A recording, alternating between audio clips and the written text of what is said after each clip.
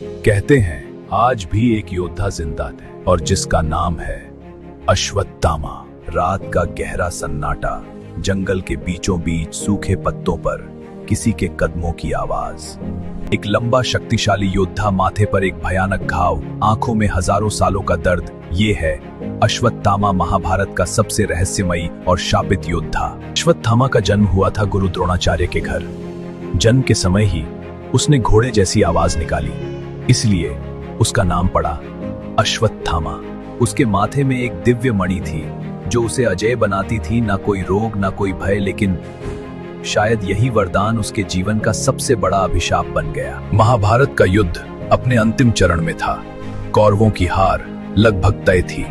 अपने पिता की मृत्यु से अश्वत्थामा का मन क्रोध और बदले से भर गया। रात का समय, चारों ओर अंधेरा, और तभी अश्वत्थामा ने एक भयानक निर्णय लिया। आज पांडवों का वंश खत्म होगा।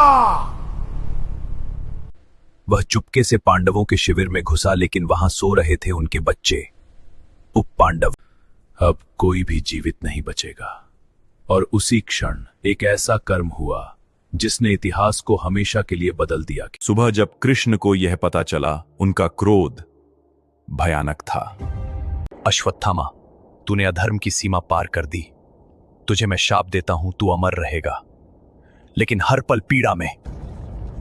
उसकी मणि छीन ली गई और उसके माथे पर एक ऐसा घाव बना जो कभी नहीं भरेगा। कहानी यहीं खत्म नहीं होती। कुछ प्राचीन ग्रंथों में उल्लेख मिलता है कि अश्वत्थामा को नर्मदा नदी के किनारे और मध्य भारत के घने जंगलों में देखा गया है।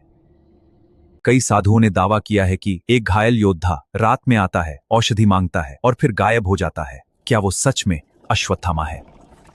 मैं मर भी नहीं सकता और जी भी नहीं सकता, यही मेरा दंड है।